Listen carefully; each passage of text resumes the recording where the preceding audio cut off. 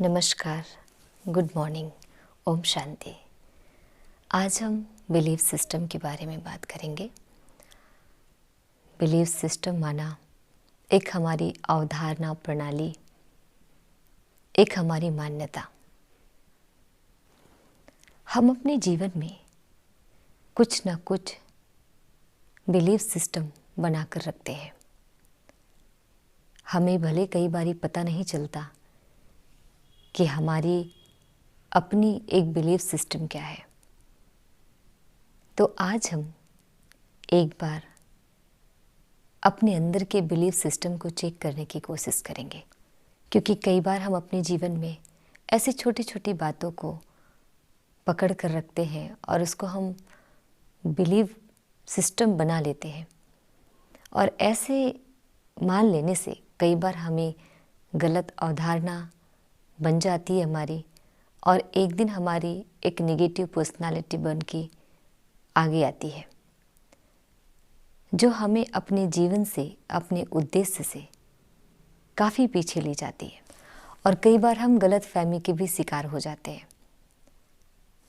तो आज हम बहुत बेसिक लेवल पर अपने बिलीफ सिस्टम को चेक करेंगे। मैं आपको एक स्टोरी बताऊंगी। उस स्टोरी को आपको बहुत ध्यान से सुनना है, क्योंकि लास्ट में मैं आपको एक क्वेश्चन करूंगी, उसका आपको सही आंसर देना है।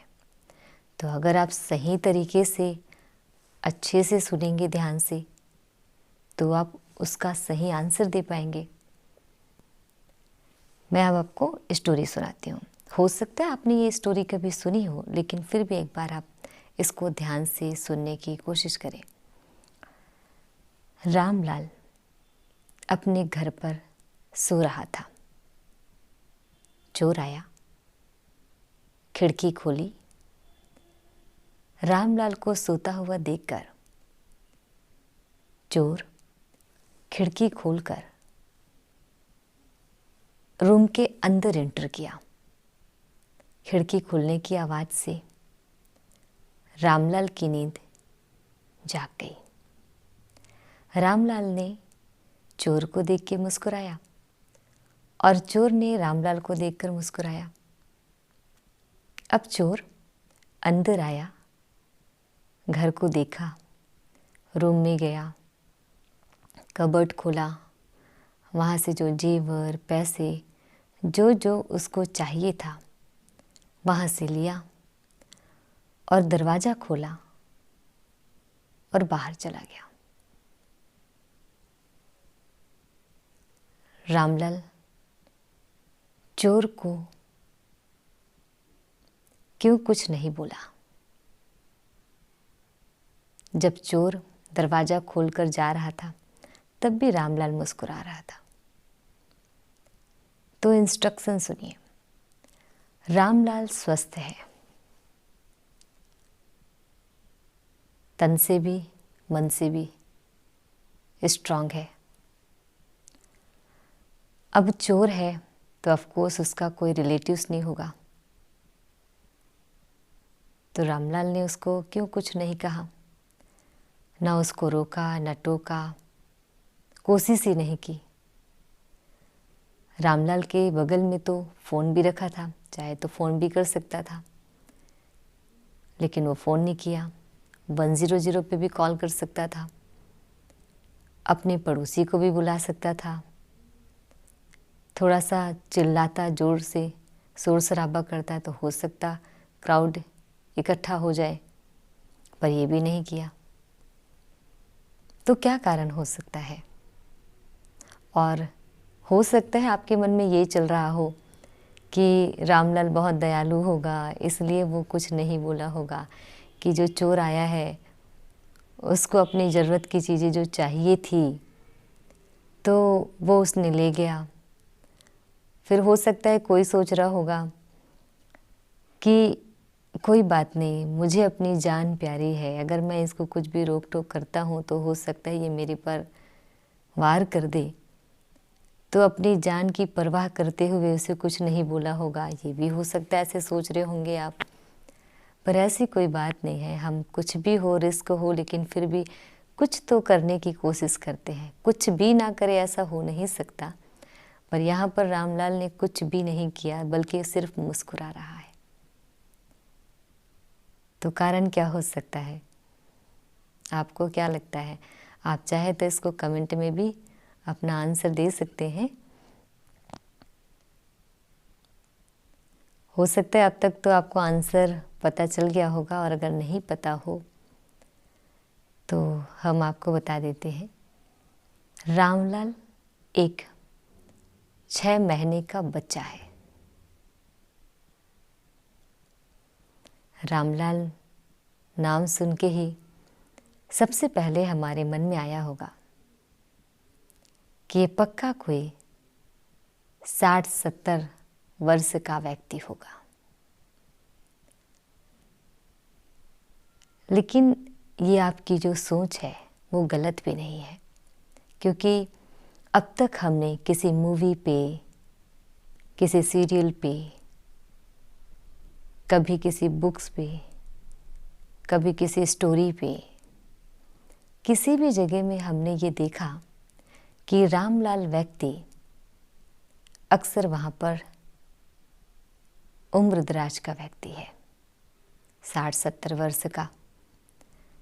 तो जो हमने देखा, जो हमने सुना, जो हमने पढ़ा, उसको हम मानकर चल रहे हैं, और आज तक वो चीज़ें हमारे अंदर वही छपी हुई है, यही वही छाप छपी हुई है कि रामलाल नाम का व्यक्ति इस उम्र तक हो सकता है। तो मैंने जैसे ही स्टोरी स्टार्ट की और रामलाल कहा, तो आपका सबसे पहला इमेजिनेशन यही था कि 60-70 वर्ष का कोई बूढ़ा व्यक्ति है, और वो सारी स्टोरी ख़त्म होते तक ये वही इमेजिन, आपका वही इमेज लास्ट तक चला, और आप उसी को लेकर आंसर ढूंढने की कोशिश कर रहे थे, और आप सही आंसर तक पहुंच नहीं पाए। इसका क्या कारण है? जब हम किसी चीज़ों को बार बार देखते हैं, सुनते हैं, बोलते हैं, और हमें उस चीज़ पर भरोसा हो जाता है, मतलब हम अपनी सहमति दे देते हैं, फिर हमारा वो स्ट्रांग बिलीफ सिस्टम बन जाता है, मतलब हमारा पक्का भरोसा हो जाता है, और फिर उसके बाद हम उससे आगे निकलने की कोशिश नहीं करते। जैसे अभी रामलाल वाली बात हुई, नाम ही केवल सुना और हमने एक इमेज ड्रॉ की अपने माइंड में कि वो बूढ़ा व्यक्ति है। अब हम उससे आगे बढ़ने की कोशिश नहीं की, उससे बाहर निकल कर चेक करने की कोशिश नहीं की कि वास्तव में क्या हो सकता है। तब वास्तविकता से काफ़ी दूर हो गए। अब तक हमने जो सुना है, देखा है, पढ़ा है, वही बिलीफ सिस्टम हमारे साथ चल रहा है, और अब केवल एक नाम को हमने पूछा तो भी इससे बाहर निकलकर सोचने की हमने हिम्मत ही नहीं की। हमारे अंदर जबकि पावर है, लेकिन कुछ बिलीफ सिस्टम हमारे अंदर ऐसे बैठ जाती है जो हमारे अंदर की पोटेंशियलिटी को, हमारी एनर्जी लेवल को, हमारी एबिलिटी को काफ़ी दबा के रख देती है, और हम बहुत सारे जगहों पर गलत शिकार हो जाते हैं, और हमें काफ़ी नुकसान भी होता है। और हमारे साथ साथ हमारा नुकसान तो होता है, इससे हमारा परिवार का, हमारे समाज का, हमारे देश का भी नुकसान होता है। ये जो बिलीफ सिस्टम है केवल एक नाम से भी मैंने आपको बताया, लेकिन ये धर्मों पे, ये संस्कार पर, ये किसी के एजुकेशन पर, पद पर, प्रतिष्ठा पर, रंग पर, रूप पर, है ना, ऐसे बहुत सारे हमारे बिलीफ सिस्टम बने हुए हैं। किसी के संस्कार पर, किसी के व्यवहार पर, किसी को तो एडिक्शन पर है। हर एक चीज़ों पर हमारा जो बिलीफ सिस्टम है ये बना हुआ है। हर एक व्यक्ति का अलग अलग चीज़ों पर बिलीफ सिस्टम है, किसी का व्यक्ति पर, किसी का वस्तु पर, किसी का वास्तु पर, किसी का वातावरण पर, किसी का व्यसन पर, तो अलग अलग चीज़ें हैं इसमें। आपने एक चीज़ें सुनी भी होगी कि ये दुनिया भरोसे पर टिकी है, वही बिलीफ है, पर हर एक का भरोसा अलग अलग है और अलग अलग पर है। अच्छी चीज़ों पर भरोसा करना ये हमें ग्रो करता है,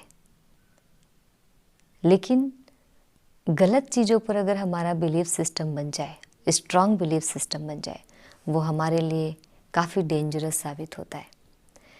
तो अगर आपको कोई बार बार किसी चीज़ को कहे कि भाई ये गलत है, आप ये सामान्य व्यक्ति की तरह नहीं कर रहे हो, सामान्य व्यक्ति की तरह नहीं सोच रहे हो, तो आप अपने आप को एक बार चेक करने की कोशिश करें। कई बार हम अपने रिजिड पर्सनालिटी के कारण अपने आप को चेंज नहीं करना चाहते।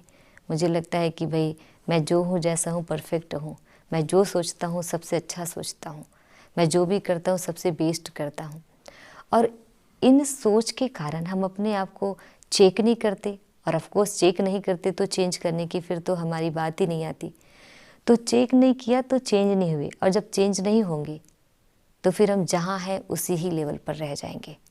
तो जब हम अपने आप को चेक नहीं करते, चेंज नहीं करते, तो फिर हमारी एक अलग ही पर्सनालिटी बन जाती है, और फिर वो हमें काफ़ी नुकसान पहुंचाती है, और फिर हम अपने आप में फिर एक टाइम पर ऐसा लगता है कि मैं बहुत अकेला हूँ। और ये जो स्ट्रॉन्ग बिलीफ सिस्टम है, ये हमारे मेंटल डिजीज़ को जन्म देता है, ये क्रिएट करता है। अधिकतम हमारी जो मानसिक बीमारी है, ये स्ट्रॉन्ग बिलीफ सिस्टम से ही आती है। तो इसलिए छोटी छोटी भी अगर हमारी किसी भी चीज़ों में अगर बिलीफ सिस्टम है, रॉन्ग बिलीफ सिस्टम है, तो उसको अभी से चेक करके चेंज करने की कोशिश करें। थोड़ा टाइम ज़रूर लगता है, हम मानते हैं इस बात को, पर अपने आप को डाइवर्ट करने की कोशिश करिए, कुछ नई चीज़ें सीखने की कोशिश करिए, उसको समझने की कोशिश करिए कि जो मेरी जो अवधारणा बनी हुई है उससे मुझे कितना फ़ायदा हो रहा है और कितना नुकसान हो रहा है। जब तक आप इसको कंपेयर करके नहीं देखेंगे, तब तक इससे आप बाहर नहीं निकल सकते, क्योंकि हमारी जो बिलीफ सिस्टम है ना, ये हमारी एनर्जी को, हमारे टाइम को, हमारी पर्सनालिटी को, हमारे एम को, सबको स्पॉइल कर देती है।